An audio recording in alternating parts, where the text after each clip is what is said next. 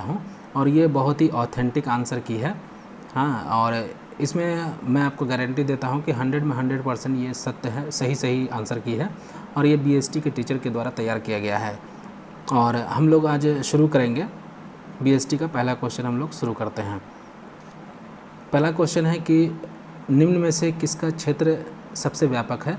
तो ये आंसर है बी, वाणिज्य का क्षेत्र अधिक व्यापक होता है। दूसरा क्वेश्चन है प्रत्येक व्यक्ति को जीविकोपार्जन के लिए किस क्रिया को करना पड़ता है? तो दूसरा का आंसर है ए, आर्थिक क्रिया को करना पड़ता है।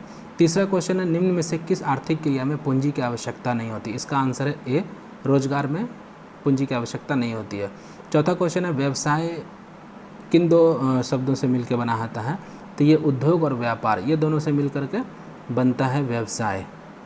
इसको हम डिटेल में नहीं बता रहे हैं क्योंकि आप लोग टीचर हैं, आप लोग जानते ही हैं कि किस तरह से जो है क्या क्या इसका मीनिंग है। अगला क्वेश्चन है पाँचवा, व्यवसाय का उद्देश्य क्या होता है? तो लाभ और सेवा दोनों होता है। छठा क्वेश्चन है विस्तृत रूप में आर्थिक क्रियाओं को बांटा जा सकता है किस में?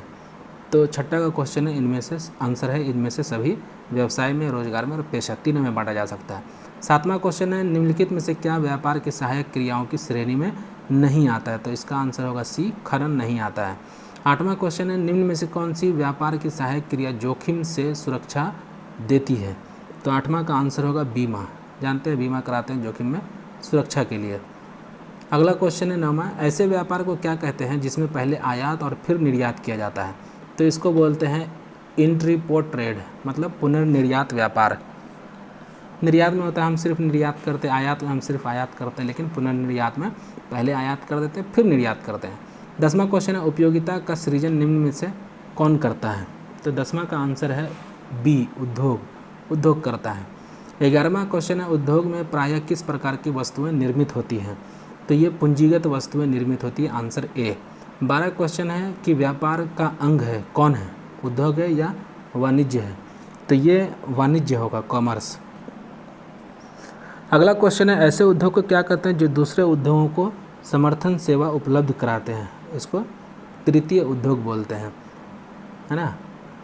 और अगला है 14वां क्वेश्चन है निम्नलिखित में से क्या जननिक उद्योग की श्रेणी में नहीं आता है? तो ये 14वां, चूँकि इसका आंसर ठीक से मिला नहीं था तो हमने बनाया नहीं। ऐसे आप लोग, चूँकि ये गूगल पे भी हमें ठीक से नहीं मिला इसका आंसर। और उसके बाद जो है अगला क्वेश्चन हम लोग देखते हैं 15वां, कर्मचारियों की बेईमानी किस तरह की व्यावसायिक जोखिम होती है? तो 15 का ये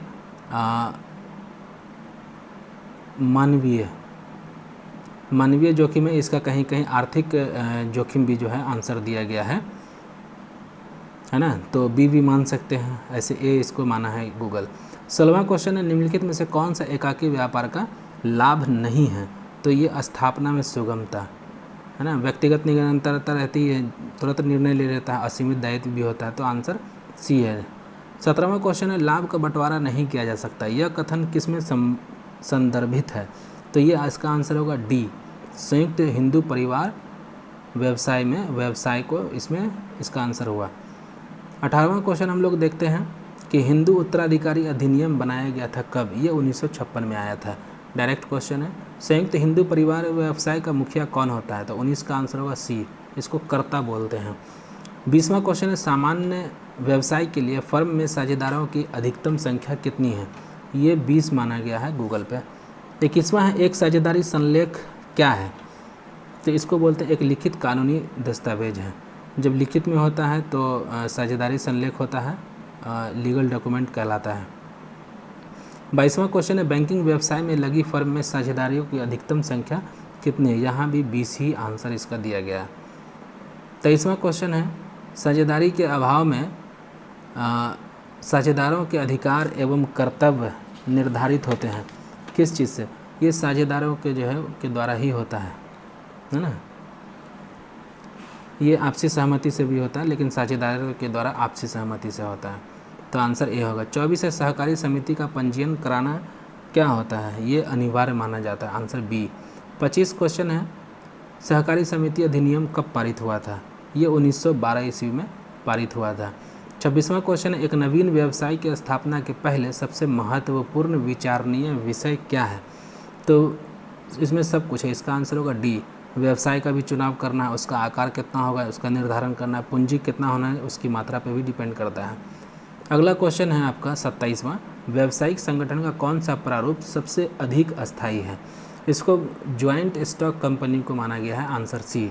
28वां क्वेश्चन है, सार्वजनिक उपक्रम की स्थापना का मूलभूत उद्देश्य क्या होता है? इसका उद्देश्य होता है सेवा प्रदान करना, क्योंकि लाभ कमाना सार्वजनिक उद्देश्य का नहीं होता, निजी उद्योग का होता है। 29वां क्वेश्चन है, एक कंपनी का सबसे महत्वपूर्ण प्रलेख क्या है? इसको बोलते हैं मेमोरेंडम ऑफ एसोसिएशन, आंसर 29 का बी होगा। 30वां क्वेश्चन देखते हैं, एक सार्वजनिक कंपनी में सदस्यों की न्यूनतम संख्या कितनी होती है? तो मिनिमम 2 माना गया, आंसर ए। 31 का क्वेश्चन है, एक सरकारी कंपनी वह है जिसके अंतर्गत सरकार की चुकता पूंजी कितना % से कम नहीं होना चाहिए? ये 51% है। ईपीएस में भी देखेंगे यही सेम क्वेश्चन पूछा गया है। 32वां क्वेश्चन है कि कंपनी की पूंजी विभिन्न भागों में विभक्त होती है जिसमें प्रत्येक क्या कहलाती है? इसको शेयर बोलते हैं, अंश, आंसर सी। 33 है, पूर्वाधिकार अंशधारियों को साधारणतः क्या होता है? इसको मत देने का अधिकार नहीं होता है, तो 33 का आंसर ए। अगला देखेंगे 34, सरकारी कंपनी की स्थापना कैसे होती है? तो देखिए संसद के द्वारा भी होता है ना, भारतीय कंपनी अधिनियम द्वारा भी होता है, और ये विधानसभा द्वारा भी, चूँकि 2 मिल गया है तो इनमें से सभी द्वारा होगा, क्योंकि विधानसभा द्वारा स्टेट में हो सकता है। भारतीय जीवन बीमा निगम किस तरह का उदाहरण है? तो ये सरकारी कंपनी भी है और सार्वजनिक निगम भी है, आंसर डी होगा, बी और सी। 36वां क्वेश्चन है, कंपनी जिसका व्यवसाय एक देश से अधिक में फैला हुआ है ये क्या कहलाता है? ये बहुराष्ट्रीय कंपनी है। एक राष्ट्र में होगा तो राष्ट्रीय, एक से ज़्यादा राष्ट्र में होगा तो बहुराष्ट्रीय। 37वां क्वेश्चन है, भारत में वैश्वीकरण का क्या प्रभाव हुआ था? सब कुछ हुआ था, विदेशी मुद्रा भंडार में भी वृद्धि है, निर्यात में भी वृद्धि है, विकास दर में भी वृद्धि है, तो आंसर 37 का डी होगा। अब 38वां क्वेश्चन देखते हैं, बहुराष्ट्रीय कंपनी में केंद्रीयकृत नियंत्रण किसके द्वारा होता है? तो ये मुख्यालय के द्वारा होता है, 38 का आंसर सी। 39 का क्वेश्चन है, सबसे अधिक दर से ब्याज दिया जाता है किस पे? तो ये अस्थाई जमा खाते पे दिया जाता है, 39 का आंसर बी। 40 का क्वेश्चन है, वाणिज्य बैंकों के कार्यों में शामिल करना होता है क्या? तो ये इसका आंसर होगा डी 40 का, जमा स्वीकार करना, ऋण प्रदान करना और लॉकर सुविधा भी देना। 41वां क्वेश्चन है, निम्नलिखित में से क्या इलेक्ट्रॉनिक बैंकिंग के अंतर्गत नहीं आता है? तो इलेक्ट्रॉनिक बैंकिंग के अंतर्गत ओवरड्राफ्ट नहीं आएगा, है ना, मतलब आपके पास जितना अमाउंट है उतना ही निकाल सकते हैं, उससे ज़्यादा नहीं निकाल सकते। 42वां है कि भारत का केंद्रीय बैंक कौन सा है? तो ये आंसर सी है 42 का, रिजर्व बैंक ऑफ इंडिया, बैंकों का बैंक भी बोलते हैं इसको। क्वेश्चन नंबर 43 है, बीमा के कितने प्रकार होते हैं? तो इसका आंसर होगा बी, 3 प्रकार होता है। कहीं कहीं इसका 2 ही प्रकार बताया गया है, लेकिन एक्चुअल में इसका आंसर बी है, 3 प्रकार के होते हैं। 44वां क्वेश्चन है, बीमा का मूलभूत उद्देश्य क्या होता है? तो इसका होता है क्षतिपूर्ति, आंसर बी है, क्षतिपूर्ति में लाभ देना होता है, मेन उद्देश्य है। 45वां क्वेश्चन है, सामुद्रिक बीमा पत्र की अवधि कितने वर्ष की होती है? तो ये मात्र 1 वर्ष की होती है, आंसर 45 का ए होगा। 46वां क्वेश्चन है, स्वास्थ्य बीमा पत्र कौन लेता है? तो सब लेता है, व्यवसायी भी लेता है, पेशेवर व्यक्ति, कोई भी व्यक्ति ले लेगा, तो आंसर डी। 47वां क्वेश्चन है, भारत में इंटरनेट का उपयोग कौन करता है? तो सभी करते हैं, आंसर डी, है ना।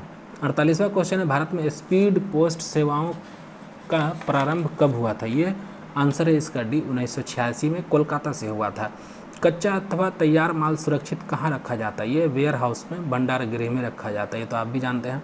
50वां क्वेश्चन है, परिवहन का आर्थिक लाभ किससे है ना? तो इसमें भी आंसर जो होगा वो डी होगा, बड़े पैमाने पर उत्पादन होता है, श्रम की गतिशीलता, कहीं आने जाने में, बाजार में भी, मार्केट में क्या होता है, सामान जल्दी से पहुंचा देता है परिवहन। 51वां क्वेश्चन, निम्नलिखित में से कौन सा परिवहन का माध्यम है? तो ये तो सिंपल है, आंसर डी होगा सभी। 52वां क्वेश्चन है, भारत में ई व्यवसाय का भविष्य कैसा उज्ज्वल है? अब ई बिजनेस तो देख ही रहे हैं कि फ्लिपकार्ट है ना, इसी तरह आपको अमेजन है, तो इसका उज्ज्वल क्या है, बहुत भविष्य है। 53वां है, ई कॉमर्स से अभिप्राय क्या है? Electronic commerce, E for electronic, C commerce तो कॉमर्स है। 54 का सवाल है कि व्यवसाय का सामाजिक उत्तरदायित्व किसके प्रति होता है? तो इसका समुदाय के प्रति होता है, आंसर बी। 5वां क्वेश्चन है, नैतिकता महत्वपूर्ण है किसके लिए? 5वां का है आंसर डी, सभी के लिए नैतिकता होनी चाहिए, तभी कोई कंपनी आगे बढ़ सकता है। 56वां क्वेश्चन है पार्षद अधिनियम के अभाव में लागू होता है कौन सी तालिका? तो ये तालिका ए लागू होती है, आंसर डी। 57वां क्वेश्चन है समता अंशधारियों को साधारणतः वोट देने का अधिकार है या नहीं? तो इसका सवाल का जवाब जो है वो बहुत ही क्लोज आंसर है, इसका आंसर नहीं मिल रहा था। ऐसे आप लोग अपने हिसाब से दे सकते हैं, कहीं पे इसको मिला है कि वोट देने का अधिकार है, कहीं बोलता है कि सीमित अधिकार है, तो इसीलिए हम आप लोगों पे छोड़ते हैं इस क्वेश्चन को। 58वां क्वेश्चन है एक निजी कंपनी व्यवसाय प्रारंभ कर सकती है किस कंडीशन में? तो इसका आंसर होगा सी होगा, व्यापार प्रारंभ करने का प्रमाण पत्र मिलने के बाद ही जो है वो व्यवसाय प्रारंभ कर सकती है। कंपनी के अंशधारी कौन होते हैं? तो ये तो सिंपल है, स्वामी ही होता है उसका, आंसर ए होगा। 60 क्वेश्चन है कंपनी का ऋण पत्रधारी कौन होता है? तो ये भी सिंपल है, आंसर बी लेनदार होता है। ऋण पत्रों पर ब्याज देना कैसा है? इसको अनिवार्य माना गया है ना, 12% के लगभग मिलता है। 62वां क्वेश्चन है अंशों का कितना प्रकार होता है? ये 3 प्रकार है, आंसर है बी। पूर्वाधिकार अंशों में जोखिम होता है कितना? ये अधिकतम माना है इसको गूगल पे। 64वां क्वेश्चन है अंशों के निर्गमन पर प्राप्त वित्त जो होता है वो किस तरह का मिलता है? Short term, long term, medium term, very short term? तो इसका आंसर जो होगा वो लॉन्ग टर्म मिलता है, कैपिटल गेन में आता है। एफडीआई से क्या अर्थ है? तो ये तो फॉरेन डायरेक्ट इन्वेस्टमेंट है, सीधा सीधी इसका फुल फॉर्म पूछ रहा है। 66वां क्वेश्चन है कि निम्न में से कौन सी लघु उद्योग की समस्या नहीं है? ये भी ईपीएस में पूछा गया है। तो अपर्याप्त वित्त है, पुरानी प्रौद्योगिकी है और प्रशिक्षित कर्मचारियों का अभाव। स्थानीय मांग इसकी समस्या नहीं, क्योंकि हमेशा स्थानीय मांग रहती है। 66 का आंसर डी। 67 है कि छोटे व्यवसाय क्या पैदा करने में सहायक हैं? तो ऑप्शन है इसका अधिक रोजगार। छोटे व्यवसाय पैदा करता है, हाँ। आर्थिक मजबूती देता है, हाँ देता है। तो आंसर होगा सी, ए और बी दोनों। थोक व्यापारी माल बेचते हैं किसको? ये फुटकर व्यापारियों को बेचते हैं, आंसर बी। 69वां है थोक व्यापारी व्यापार करता है किस में? विविध वस्तुओं में, विशिष्ट वस्तुओं में या औद्योगिक वस्तुओं में? इसका आंसर होगा डी, सभी में करता है। सब अलग अलग तरह का थोक व्यापारी होता है। 70वां क्वेश्चन है वस्तुओं के संग्रहण का काम किसके द्वारा किया जाता है? तो ये थोक व्यापारी के द्वारा ही किया जाता है, क्योंकि ये वेयर हाउस में सारे माल को ला कर के रखता है। 71वां क्वेश्चन है कि बहुसंख्यक दुकानों पर वस्तुओं की किस्म कैसा होती है? तो इसका आंसर दिया गया है इनमें से कोई नहीं, है ना, मतलब एक जैसी होती है, इसका आंसर होना चाहिए। चूँकि ऑप्शन में कोई नहीं है तो इनमें से कोई नहीं। 72वां क्वेश्चन है बहुसंख्यक दुकानों पर वस्तुएं बेची जाती हैं, इसका आंसर होगा सी, नगद और उधार दोनों बेचा जाता है, कैश और क्रेडिट दोनों में। 73वां क्वेश्चन है व्यवसाय के क्षेत्र में भारत में सर्वाधिक संख्या किसकी है? तो जानते हैं फुटकर व्यापारियों की ही संख्या सबसे ज़्यादा है। 74वां है सुपर बाजार किसका उदाहरण है? तो सुपर बाजार जो है आंसर सी होगा, बहुसंख्यक दुकानों का होता है। 75वां है फुटकर व्यापारी माल बेचता है किसको? ये तो जानते ही हैं, ये उपभोक्ता को डायरेक्ट बेचेगा, आंसर ए। 76वां क्वेश्चन है प्रति इकाई कम लाभ कमाता है कौन? ये आंसर होगा ए, 76 का। थोक व्यापारी जो है वो कम लाभ कमाता है। 77वां क्वेश्चन है भारत और नेपाल के मध्य होने वाला व्यापार क्या कहलाता है? ये विदेशी व्यापार कहलाता है, चूँकि नेपाल क्या है कि देश हो गया, जो भारत के लिए एक विदेश होता है। 78वां क्वेश्चन है कि इंडेंट कैसा होता है, लिखित होता है या मौखिक?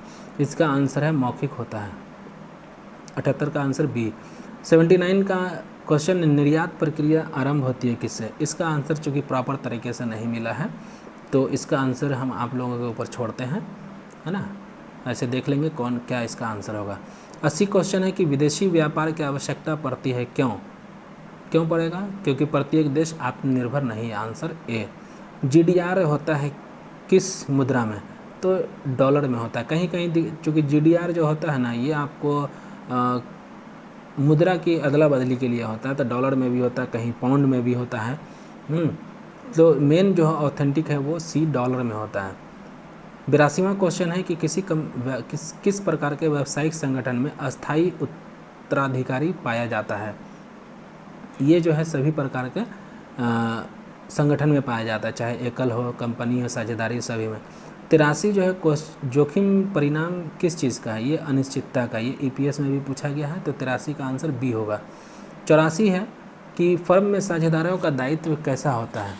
ये भी ईपीएस में पूछा हुआ क्वेश्चन है, ये असीमित होता है, आंसर बी। 85वां है कि व्यवसाय क्या है, एक कला भी है और विज्ञान भी है। 86वां है संदेश वहन कैसा होना चाहिए, ये सरल होना चाहिए, इजी रहेगा, तभी एक दूसरे के बीच जो अच्छा कम्युनिकेशन हो सकता है। 87वां है कि 2 या 2 से अधिक व्यक्तियों के लाभ कमाने के उद्देश्य से किए गए काम को क्या कहते हैं, इसको बोलते हैं साझेदारी व्यापार, है ना। 88वां क्वेश्चन है चीनी मिलें किस उद्योग की श्रेणी में आती हैं, तो ये प्राथमिक उद्योग की श्रेणी में आता है। 88 का आंसर ए होगा। 89 का है अग्नि बीमा की अवधि कितने वर्ष की होती है, तो ये भी 1 वर्ष का होता है, आंसर ए। 90 है क्षेत्र के आधार पर बाजार क्या है, मतलब इसमें देखिए 2 तरह का क्वेश्चन बनता है कि एक क्षेत्र के आधार पर बाजार को क्या बोलते हैं, है ना, तो इसका आंसर है इनमें से सभी। मतलब क्षेत्र के आधार पर उसको हम स्थानीय भी बोल सकते हैं, जो लोकल लेवल पे मार्केट बनेगा, और प्रांत स्तर पे स्टेट लेवल पे स्टेट भी हो जाएगा, और नेशनल लेवल पे नेशनल भी हो जाएगा, तो आंसर डी होगा 90 का। 91 है निम्न में से कौन सी पेशा की विशेषता नहीं है। 91 का आंसर जो है मुझे पूरा मिला नहीं था, है ना, तो इसीलिए मैं इसका जवाब आपके ऊपर छोड़ता हूँ, क्योंकि गलत मैं जवाब आपको नहीं दूंगा। 92 है पूंजी बाजार को कौन नियंत्रित करता है, तो ये सेबी के द्वारा नियंत्रित किया जाता है। 93वां क्वेश्चन है कि सहकारी समिति का प्राथमिक उद्देश्य क्या होता है, इसका उद्देश्य होता है अपने सदस्यों का सेवा करना, 93 का आंसर सी। 94 है निम्न में से कौन पूर्ण साझेदार की श्रेणी में नहीं आता है, इसमें 6-7 साझेदार का नाम दिया गया था, लेकिन इसमें सक्रिय साझेदार है, स्लीपिंग पार्टनर है, और प्रदर्शन द्वारा साझेदार भी है, लेकिन ये जो है गुप्त साझेदार, आंसर बी मेरे समझ से ये इसका आंसर है ना। ऐसे आप लोग एक बार मिला लेंगे, लेकिन ये आपको मिलाना है बी और डी में ही। 95वां क्वेश्चन है एक संयुक्त पूंजी कंपनी के संचालक मंडल का चयन किसके द्वारा किया जाता है, तो ये जो किया जाता है 95 का शेयर होल्डर के द्वारा किया जाता है ना। ये चयन पूछ रहा है तो अंश शेयर होल्डर होगा 95 का। अगर नियुक्त कौन करता है सरकार, तो ये सरकारी गवर्नमेंट बॉडीज़ ही करता है ना, तो क्वेश्चन के हिसाब से आंसर सी है। 96 है किस तरह की कंपनी में अंशों के हस्तांतरण पर प्रतिबंध नहीं है, ये सार्वजनिक कंपनी पर जो है वो आंसर ए, सार्वजनिक कंपनी पर प्रतिबंध नहीं है, जबकि निजी कंपनी पर प्रतिबंध होता है। वित्तीयकरण का अंतर्राष्ट्रीय साधन कौन सा है, तो ये FDI भी है, GDR भी, ADR भी है ना, तो आंसर डी होगा 97 का। 98वां क्वेश्चन है निम्न में से व्यावसायिक संगठन का प्रारूप कौन सा है, तो व्यावसायिक संगठन जो है वो हमारा सब हो जाएगा, आंसर डी। 99 का है एक फर्म को रजिस्ट्रेशन का प्रमाण पत्र कौन जारी करता है, तो ये फर्मों का रजिस्ट्रार करता है, आंसर सी। 100वां क्वेश्चन है एक सरकारी कंपनी का कौन उदाहरण है, तो ITC है, टिस्को है, ये सब प्राइवेट है, पार्ले है, तो ये सेल जो है आंसर सी हमारा सरकारी कंपनी का उदाहरण है। तो ये 1 से लेकर 100 तक बिजनेस स्टडीज़ का क्वेश्चन का जो आंसर की दिया गया है, और इसके बाद कल आपको जो है अकाउंट का भी आंसर की अपलोड कर दिया जाएगा। और हमारे चैनल को सब्सक्राइब कर लीजिए ताकि जितने भी सारे आंसर मिले और टीचर से रिलेटेड जो कुछ भी न्यूज़ आते हैं वो आपको ज़रूर मिलेगा, और ये ऑथेंटिक न्यूज़ ही मिलेगा, ऐसा नहीं कि हम अपने मन से बना करके बोलेंगे। इसीलिए देखेंगे कि हमारे चैनल पे बहुत कम जो है वो वीडियो डाला गया है, क्योंकि उसके प्रोसेस में बहुत लंबा टाइम लगता है। तो इसके लिए धन्यवाद कि आप लोगों ने हमारा वीडियो देखा।